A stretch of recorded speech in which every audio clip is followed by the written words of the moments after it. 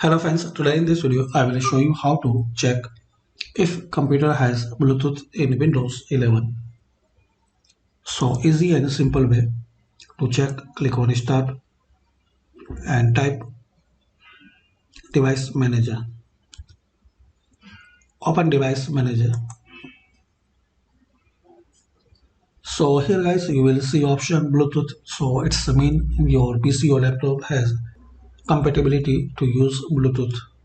And another way, click on start and open settings and here click on Bluetooth and devices. So as if you see this option Bluetooth to make on or off, so it's mean your PC or device has able to connect with Bluetooth and you can add a device.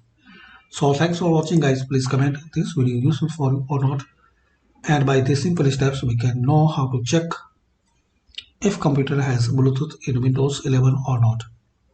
Thanks for watching. Please share, like and subscribe this channel for more useful videos.